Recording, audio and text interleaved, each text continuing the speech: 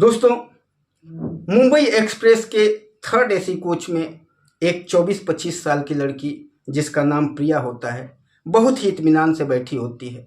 आज वो बहुत ही खुश थी क्योंकि वो मुंबई तक का सफ़र करने वाली थी।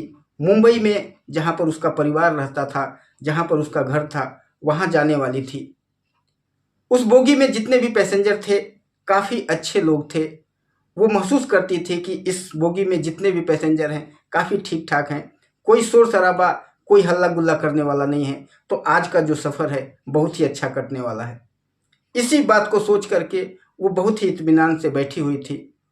तभी उस बोगी में एक व्यक्ति अपने छोटे छोटे 2 बच्चों को लेकर के घुसता है, जिसका नाम होता है राहुल। उसकी सीट प्रिया की सीट के जस्ट सामने वाली लोअर बर्थ होती है। एक साइड का लोअर बर्थ प्रिया का होता है और उसके अपोजिट साइड वाला लोअर बर्थ राहुल का होता है।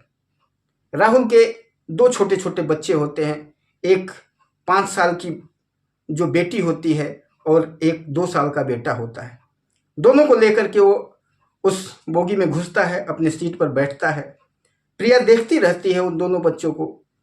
बच्चे काफ़ी क्यूट होते हैं। जो भी उस बोगी में बैठा होता है उन बच्चों को देखता है तो हर व्यक्ति यही कहता है कि कितने क्यूट बच्चे हैं, कितने सुंदर बच्चे हैं। लेकिन कुछ लोग ये भी कहना शुरू करते हैं कि इसकी माँ कहाँ पर है, आप अकेले क्यों लेकर के आए। दोस्तों, राहुल बच्चों को लेकर के बैठता है। बच्चे खेल रहे होते हैं, लेकिन ये अभी तो खेल रहे थे, लेकिन आने वाले समय में कुछ बुरा होने वाला था। वो सारे पैसेंजर के साथ कुछ घटनाएं घटने वाली थी, जिसके बारे में सारे पैसेंजर अनजान थे। दोस्तों, क्या होने वाला था इस कहानी में, क्या होगा इस कहानी में आगे, ये सब जानेंगे इस वीडियो के माध्यम से। वीडियो में आगे बढ़े उससे पहले मेरा आप सबसे निवेदन है, आप सबसे छोटी सी विनती है कि कृपया चैनल पे नए होंगे तो चैनल को सब्सक्राइब कर लीजिएगा, वीडियो को लाइक करके अपने दोस्तों को शेयर कर दीजिएगा। चलिए बढ़ते हैं आगे वीडियो में। दोस्तों, जो प्रिया नाम की लड़की होती है वो बच्चों के साथ खेलने शुरू कर देती है। जो दोनों छोटे बच्चे होते हैं वो प्रिया से काफ़ी बातें करने लगते हैं, काफ़ी खेलने लगते हैं और प्रिया को भी वो दोनों बच्चे काफ़ी पसंद आते हैं। लेकिन थोड़ा समय बीतता है कि जो 2 साल का जो लड़का होता है वो हल्ला करने लगता है, शोर करने लगता है और रोने लग जाता है। दोस्तों, जब वो बच्चा रोता है तो उसका पिता जो राहुल है वो परेशान होने लगता है। वो अपने बैग से दूध की बोतलें निकालता है और उसके मुंह में लगाता है, उसको पिलाने की कोशिश करता है, लेकिन वो बच्चा दूध नहीं पीता है और ज़ोर ज़ोर से चिल्लाने लगता है। तभी वहाँ पर बैठी हुई प्रिया उस बच्चे को उठाती है और अपने पास लेकर के अपने गोद में बैठाती है, उसको सहलाती है, उसको थोड़ा हिलाती डुलाती है, अपने सीने से चिपकाती है, तो बच्चा चुप हो जाता है। दोस्तों, वहीं पर जब ये चीज़ें देखते हैं लोग तो कहते हैं कि बच्चा भी ममता समझता है, उसे पता है कि किस जगह पर जाने से हमें रिलैक्स मिलेगा, किस जगह पर जाने से हमें खुशी मिलेगा, और उस जगह पर जब वो पहुंचता है तो ऑटोमेटिक चुप हो जाता है। दोस्तों, जब ये बातें कुछ लोग कहने लगते हैं तो उसी में से कुछ व्यक्ति होते हैं, वो कहते हैं कि इस बच्चे की माँ कहाँ पर है, ये छोटे छोटे बच्चों को लेकर के आप कैसे सफ़र कर रहे हैं, यहाँ से लेके मुंबई तक जाने में आपकी हालत ख़राब हो जाएगी, इसकी माँ क्यों नहीं आई। जब ये सवाल करने लगते हैं तो राहुल कहता है कि इसकी माँ मुंबई ऑलरेडी पहुंच चुकी है, क्योंकि हम लोग गांव पर आए थे, एक शादी का फंक्शन था, उस शादी को अटेंड करना था। इन दोनों की जो माँ है वो एक स्कूल में टीचर है और स्कूल से मैसेज आया था कि जल्दी से पहुंचिए, कोई ज़रूरी काम था, इसलिए वो वहाँ पर चली गई। अब बच्चे घर में थे, मेरे साथ में ही थे, तो मजबूरी बस मुझे बच्चों को लेकर आना पड़ता है। दोस्तों, कुछ व्यक्ति उसमें से आपस में कुछ बातें करने लग जाते हैं, कहते हैं कि ये जो व्यक्ति बोल रहा है इसमें सच्चाई नहीं हो सकती है। कोई भी माँ अपने छोटे छोटे बच्चों को किसी स्कूल के फंक्शन या किसी प्रोग्राम के लिए अपने 2 साल और 5 साल के बच्चे को छोड़ करके नहीं जा सकती है। कुछ औरतें भी होती हैं, वो भी कहती हैं कि ये कैसी माँ है जो अपने बच्चों को छोड़ करके और किसी दूसरे काम में चली गई, और वो भी बच्चों को अपने पिता के पास, इतनी लंबी सफ़र है, अब बच्चे को कोई भी दिक्कत हुआ बच्चों को हजार प्रॉब्लम होती है, हजार परेशानियां आती हैं, उनका खाने पीने से लेकर के उनका लेटरिन बाथरूम से लेकर हर चीज़ वो सिर्फ माँ ही संभाल सकती है, पिता की बस की बात नहीं होती है। लेकिन वो माँ कैसी है, ऐसी तो माँ कहीं नहीं होती है। उसमें से एक व्यक्ति कहता है कि देखिए, आप बुरा मान जाएंगे, लेकिन मैं पहले से ही आपको आगाह करता हूँ कि ये जो आपकी पत्नी है ये अच्छे कैरेक्टर की नहीं है, अच्छे नेचर की नहीं है, इससे बच के रहिएगा, आगे आने वाले भविष्य में आपको बहुत बड़ा धोखा देगी। लेकिन जो व्यक्ति थे वहाँ पर, उनको कुछ भी पता नहीं था उस व्यक्ति की हिस्ट्री, उसके पत्नी की हिस्ट्री। लेकिन कहानी में तो कुछ और ही था। थोड़ा समय बीतता है, ट्रेन अपने पूरी गति से चलती रहती है। उसके बाद जो वो 5 साल की छोटी बच्ची होती है वो रोने लग जाती है। फिर उसको वो व्यक्ति संभालने लग जाता है। काफ़ी रोने गाने के बाद फिर वो किसी तरह से चुप होती है।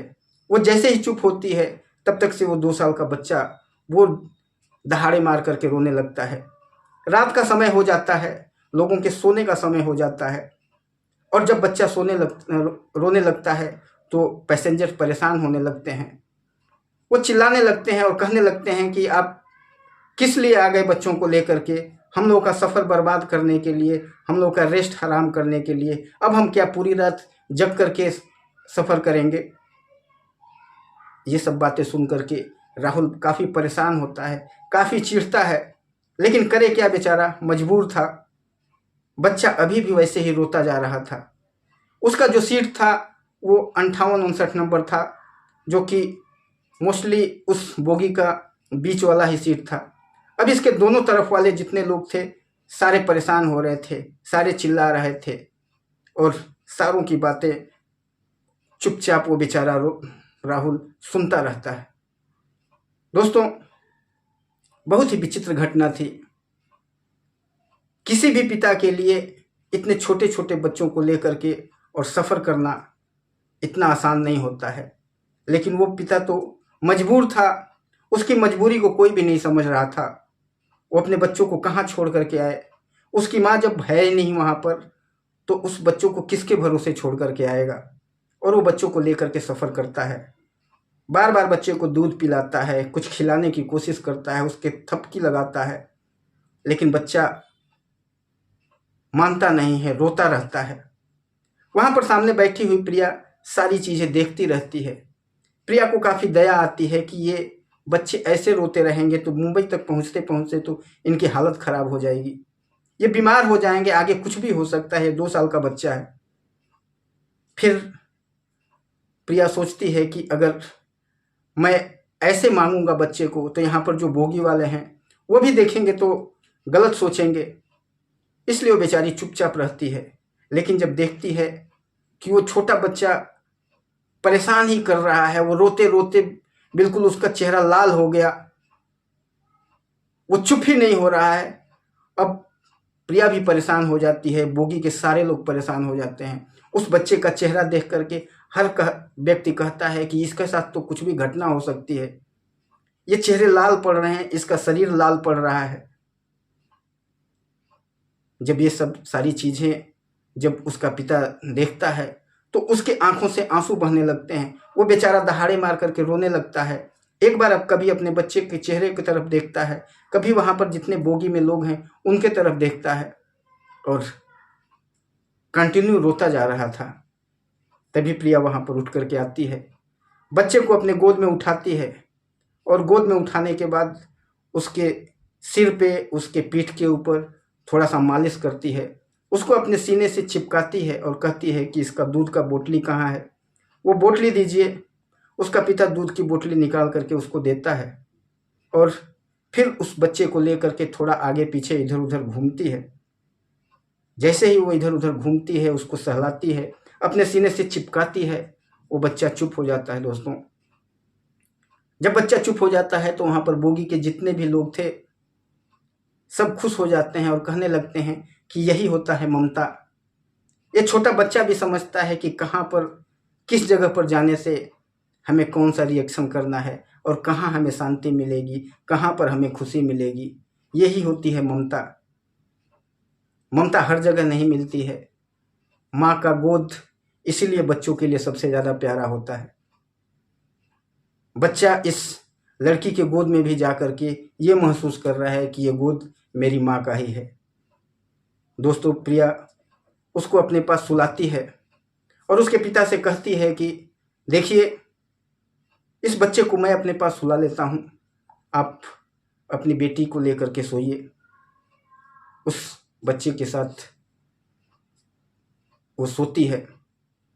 रात को बच्चा उठ जाता है और फिर शोर करने लग जाता है, फिर रोने लगता है, फिर चिल्लाने लगता है और बोगी के सारे लोग फिर हल्ला गुल्ला करने लग जाते हैं। फिर प्रिया उठती है, उसको लेकर के बोगी में इधर उधर घूमती है, उसको सहलाती है और फिर उसको जब अपने सीने से लगाती है तो फिर वो चुप हो जाता है और फिर अपने पास सुला लेती है।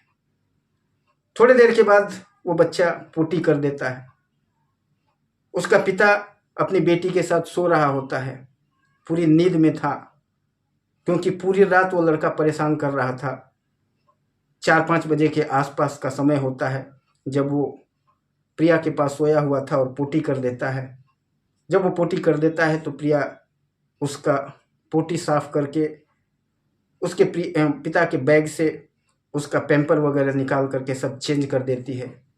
चेंज करने के बाद उसका हाथ मुंह वगैरह सब कुछ धुलाई करती है, उसके शरीर को मालिश करती है और मालिश करने के बाद उसके शरीर पे पाउडर वगैरह लगा करके उसके बैग से एक अच्छा वाला कपड़ा निकालती है और उस कपड़े को उसको पहना देती है। दोस्तों, पूरी रात प्रिया उसके साथ लगी हुई थी। बच्चा उस प्रिया के साथ बिल्कुल ही अपनी माँ की गोद जैसा महसूस कर रहा था। जब सुबह होता है 7 बजे के आसपास, जब राहुल उठता है तो देखता है कि बच्चा तो बिल्कुल चमक रहा है, बच्चा खेल रहा है और बहुत ही खुश महसूस हो रहा है, अपने आप को बहुत ही खुशहाल महसूस कर रहा है। वो प्रिया के गोद में हंस रहा है, खेल रहा है। जब वहाँ पर बोगी वाले भी देखते हैं कि ये बच्चा तो इतना खुशी से झूम रहा है और खेल रहा है, तो बोगी वाले भी काफ़ी खुश हो जाते हैं।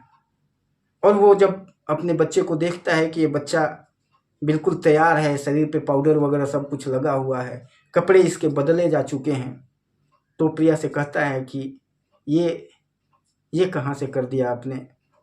तो प्रिया उसको बताती है कि आप रात को सो रहे थे, मैंने सोचा आप पूरी रात परेशान थे, इसलिए मैंने आपको जगाया नहीं। रात को जब बच्चे को लेकर के मैं सो रही थी तो बच्चे ने पोटी कर दिया।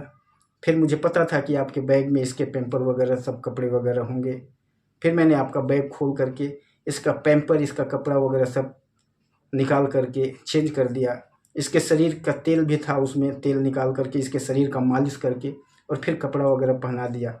अब देखिए, तब से बच्चा खुशीपूर्वक खेल रहा है, अब रोने का नाम भी नहीं ले रहा है।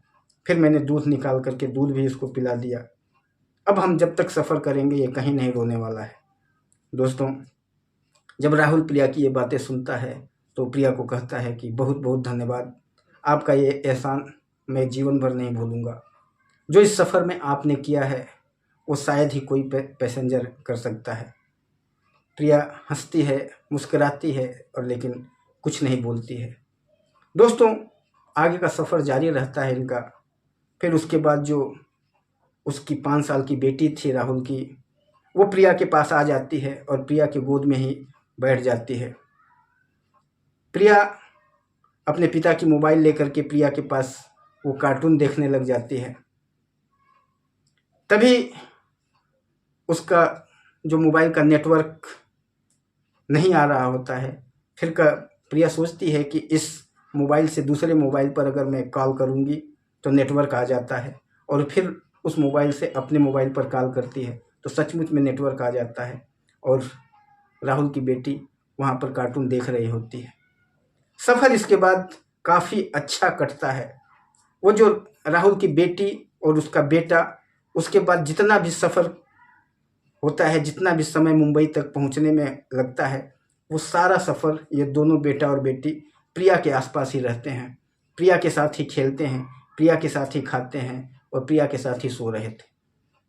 दोस्तों, जब मुंबई पहुंचते हैं, मुंबई पहुंचने के बाद प्रिया कहती है कि इन बच्चों के साथ बहुत ही अच्छा सफ़र मेरा तय हो गया।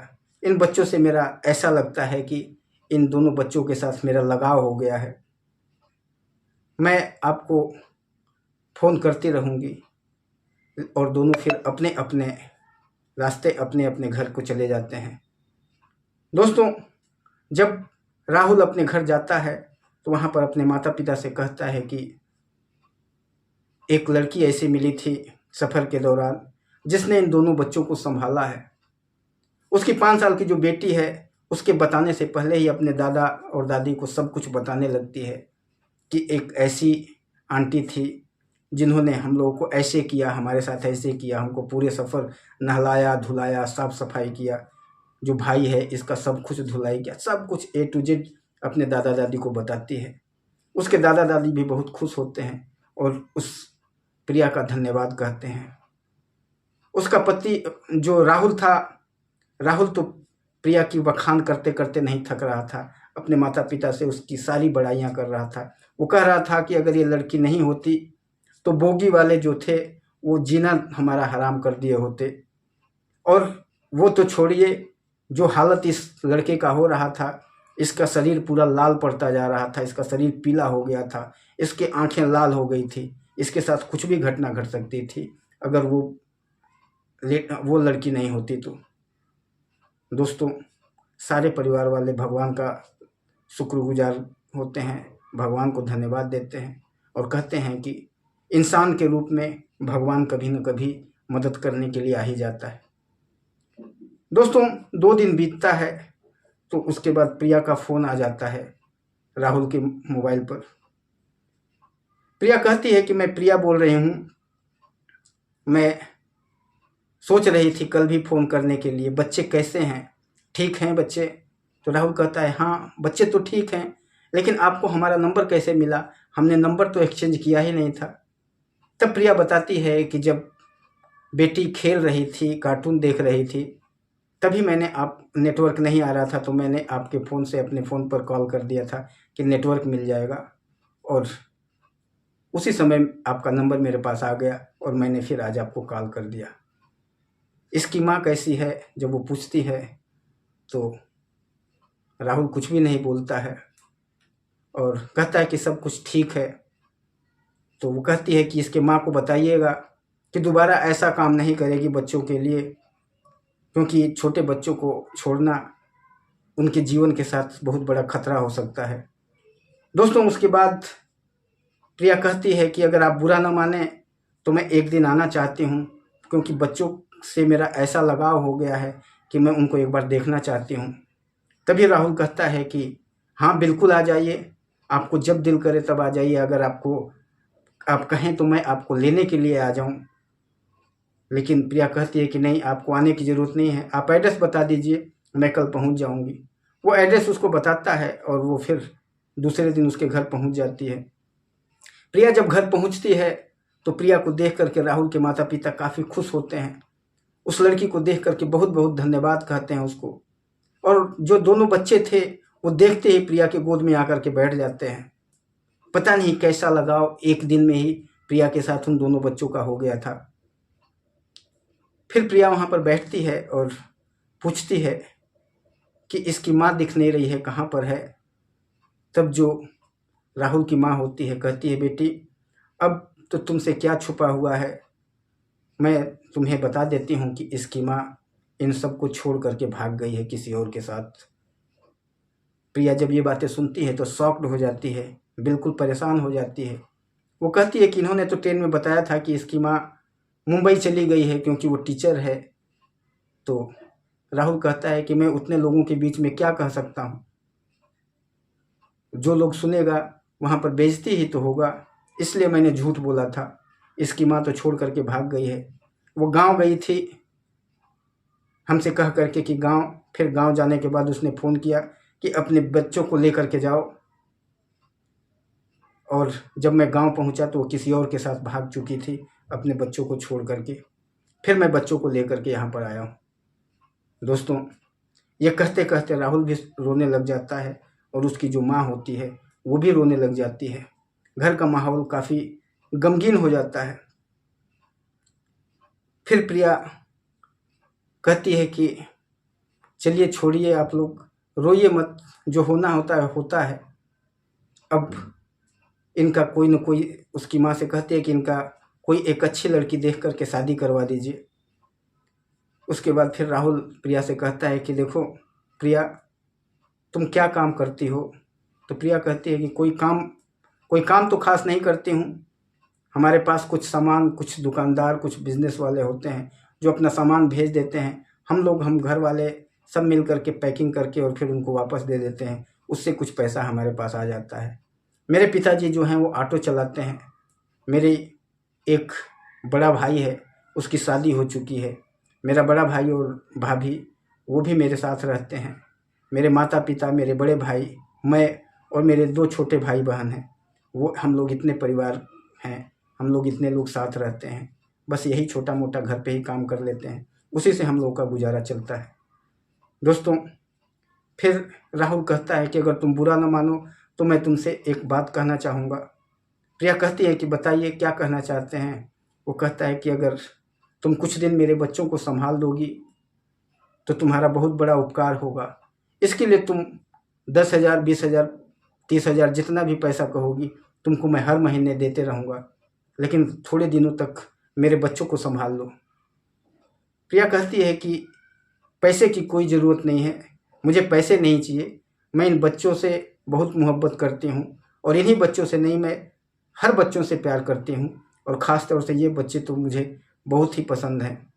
तो इन बच्चों के लिए मुझे कोई तनख्वाह की ज़रूरत नहीं है, लेकिन इसके लिए आपको मेरे माता पिता से बात करना पड़ेगा, क्योंकि इसी नवंबर में मेरी शादी फिक्स हो गई है और मैं बनारस गई थी अभी अपनी शादी के चक्कर में ही। वो लड़के को देखने के लिए, लड़का से बातचीत करने के लिए, लड़का ने भी मुझे देखना था, उसी चक्कर में मैं वहाँ पर गई थी। मेरी माँ अभी वहीं पर है, मेरी माँ आई नहीं है, लेकिन मेरे पिताजी यहाँ पर हैं। अगर आप चाहो तो चल के पिताजी से बात कर लो, मैं भी पिताजी को बता दूंगी। दोस्तों, राहुल गाड़ी से प्रिया को लेकर के उसके घर जाता है, उसके पिता से बात करता है। प्रिया भी कहती है कि पिताजी, जिन बच्चों को के बारे में मैं आप लोगों से बता रही थी कि रास्ते में ऐसा ऐसा हुआ था, उन्हीं के पिता हैं ये। कुछ दिनों के लिए चाहते हैं कि बच्चों को संभाल लो। तो उसका पिता कहता है कि ये तो अच्छा काम है, ये तो नेक काम है, नेक विचार है। किसी आदमी का मदद करना और छोटे छोटे बच्चों को संभालना तो ये बहुत ही पुण्य का काम है। जाओ बेटी, तुम संभाल लो।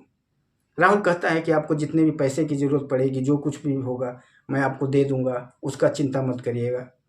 तो उसका पिता भी काफ़ी खुददार व्यक्ति होता है, बेशक ऑटो चला रहा होता है, लेकिन वो कहता है कि नहीं, मुझे कुछ भी नहीं चाहिए, मुझे किसी पैसे की ज़रूरत नहीं है, जितना है हमारे पास बहुत है। एक पुण्य का काम है और बेटी आपके बच्चों को संभाल देगी। और अपनी बेटी को, प्रिया को कहता है, बेटी जाओ और बच्चों को जब तक संभालना है संभाल दो। प्रिया चली जाती है और बच्चों को संभालने लगती है। समय धीरे धीरे बीतने लगता है। प्रिया बच्चों को संभालती है, अपने राहुल के माता पिता के साथ बहुत ही उसका अच्छा संबंध बन जाता है, उन दोनों का भी सेवा करती है। धीरे धीरे राहुल प्रिया को पसंद करने लग जाता है और प्रिया के भी दिलो दिमाग में कुछ आकर्षण राहुल के लिए होने लग जाता है। दोस्तों, लेकिन कभी भी ये दोनों खुल करके किसी बात को नहीं कहते हैं और जो राहुल के माता पिता हैं वो भी अब प्रिया को अंदर ही अंदर पसंद करने लग जाते हैं, लेकिन कहते नहीं हैं कि इसके माता पिता को पसंद होगा या नहीं होगा, वो कहीं बुरा न मान जाएं, इसलिए वो लोग नहीं कहते हैं। प्रिया की शादी नवंबर में फिक्स हो गई थी। फिर वो अक्टूबर महीने में वो कहती है कि राहुल से कि अब मुझे जाना होगा, अक्टूबर तक मैंने संभाल दिया क्योंकि नवंबर में मेरी शादी है और पिताजी ने कहा है कि अब तुम वहाँ का काम छोड़ दो, अब शादी की तैयारियाँ करनी है। तो राहुल कहता है कि राहुल बहुत दुखी हो जाता है और जब ये बातें राहुल के माता पिता सुनते हैं तो वो भी दुखी हो जाते हैं। और सिर्फ दुखी यही नहीं होते हैं, प्रिया भी अंदर ही अंदर दुखी होती है। प्रिया भी नहीं चाहती थी इन लोगों का साथ छोड़ना, क्योंकि प्रिया को भी इन लोगों के साथ बहुत लगाव हो गया था, उन बच्चों के साथ लगाव हो गया था, उसके माता पिता के साथ लगाव हो गया था। और प्रिया भी कहती है कि मुझे भी आप लोगों से बहुत लगाव है, लेकिन क्या कर सकते हैं। तभी राहुल कहता है कि प्रिया, ऐसा नहीं हो सकता है कि तुम्हारी शादी मेरे साथ हो जाए। और तभी वहाँ पर उस राहुल की माँ आ जाती है और उसके पिताजी आ जाते हैं और कहते हैं, हाथ जोड़ करके प्रिया से कहते हैं, बेटी, जब तुमसे बिछड़ने का हम सोचते हैं, जब हमारे दिलो दिमाग में ये आता है कि तुम अब चली जाओगी, तो पता नहीं अजीब टाइप का होने लगता है। हम सब तुम्हारे साथ ही रहना चाहते हैं, तुम्हें अपने साथ ही रखना चाहते हैं। अगर तुम हाँ करो और मेरे बेटे को पसंद कर लो तो हम बेटे की शादी तुम्हारे साथ करवाना चाहते हैं। बेटे को तुमने देखा ही है, इसको जांचा ही है। बेटा किसी भी तरह का कोई नशा नहीं करता है। मेरा बेटा बहुत ही सीधा है और हम लोगों का इतना लंबा चौड़ा धंधा है, उन सबों का टाइल्स और संगमरमर वगैरह का एक तगड़ा बिजनेस था। कई सारी दुकानें, 2-3 दुकानें थी, काफ़ी पैसे वाले थे। तो वही वो कहती है कि देखो, हमारे पास इतना अच्छा बिजनेस है, पैसे रुपए की कोई कमी नहीं है। और तुम लड़के को देख ही रही हो, इसकी भी उम्र 30 साल से ज़्यादा नहीं है, अभी मात्र 30 साल ही उम्र हो रही है। तुम्हारी भी 24-25 साल उम्र, 24-25 साल उम्र हो रही है। उम्र का बहुत ज़्यादा गैप नहीं है। तो अगर तुम चाहो तो राहुल से शादी कर लो। तब प्रिया कहती है, प्रिया काफ़ी अंदर ही अंदर प्रिया को काफ़ी खुशी भी होता है, लेकिन मायूसी भी आता है, क्योंकि प्रिया की शादी तय हो चुकी थी। फिर वो कहती है कि आप एक बार मेरे माता पिता से बात कर लीजिए। मेरी माँ भी गांव से आ गई है, मेरे पिताजी भी हैं, इन दोनों लोगों से आप लोग बात कर लीजिए।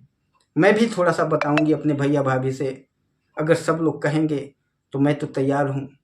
मैं भी जब सोचती हूँ कि मेरी नवंबर में शादी हो जाएगी और मैं इस परिवार से दूर हो जाऊँगी, इन बच्चों से दूर हो जाऊँगी, इन माँ बाप से दूर हो जाऊँगी, तो मेरे भी अंदर कलेजे में हुक सा उठता है। मैं भी आप लोगों से दूर नहीं होना चाहती हूँ, इसलिए एक बार माँ बाप से आप लोगों को बात करना पड़ेगा। तभी पूरा परिवार अपनी गाड़ी से प्रिया को लेकर के उसके माता पिता के पास जाते हैं। वहाँ पर जब अपनी बातें रखते हैं, कहते हैं कि हम प्रिया से शादी करना चाहते हैं, उसके माता पिता कहते हैं, हम आपकी बेटी को अपने घर की बहू बनाना चाहते हैं। सारी चीज़ें जब बताते हैं तो प्रिया भी अपनी भाभी के पास जाती है और भाभी से कहती है, भाभी, मैं भी इनको पसंद करती हूँ और मैं भी इनसे शादी करना चाहती हूँ। पूरे परिवार वाले काफ़ी देर तक अंदर जा कर के एक दूसरे से बातें करते रहते हैं कि क्या डिसीजन लिया जाए। तभी उस भाभी कहती है अपने सास ससुर से कि प्रिया भी उनसे प्यार करती है और वो भी प्रिया को चाहते हैं, अच्छे रहें, अच्छा लड़का है, घर द्वार सभी सही है, धंधा पताई बिजनेस सब अच्छा है, तो प्रिया की शादी क्यों ना कर दिया जाए। इससे अच्छा, इससे नेक लड़का नहीं मिल पाएगा। फिर प्रिया के माँ बाप हाँ कर देते हैं और उसके बाद फिर जो गांव पे शादी तय हुई थी उसको फ़ोन करके बता दिया जाता है कि हम बेटी की अपनी शादी यहीं पर कर रहे हैं। अगले हफ्ते काफ़ी धूमधाम से प्रिया और राहुल की शादी हो जाती है। दोनों पति पत्नी हो जाते हैं। परिवार काफ़ी खुशहाल हो जाता है। सास ससुर जो उसके होते हैं बहुत ही खुश होते हैं प्रिया को बहू के रूप में पा करके। अब जो उनके परिवार की जो खुशी छिन गई थी, उनके परिवार की बहू जो इन लोगों को मझधार में छोड़ करके भाग गई थी, आज उसको उससे बढ़िया, उससे सुंदर, उससे सुशील और अपने घर परिवार को चलाने वाली, अपने माता पिता को पालने वाली, बच्चों का ध्यान देने वाली, उनको उससे 1000 गुना अच्छी बहू मिल गई थी। दोस्तों, इसी को कहते हैं किस्मत। हर व्यक्ति की किस्मत उसे एक ऐसे जगह पर लेकर के जाती है जहाँ पर खुशहाली ही खुशहाली होती है। और आज राहुल के जीवन में खुशहाली ही खुशहाली थी। आपको कैसी लगी ये कहानी? एक सफ़र जो ट्रेन से शुरू होकर के और शादी के मंडप तक जाता है और दोनों को एक पति और पत्नी बनाता है। 2 बच्चे जो माँ के बिना तड़प रहे थे, बिलख रहे थे, उनको एक माँ मिल जाती है। कैसी लगी ये कहानी आपको? कमेंट बॉक्स में ज़रूर बताइएगा। फिर मिलेंगे किसी और वीडियो में, तब तक के लिए नमस्कार।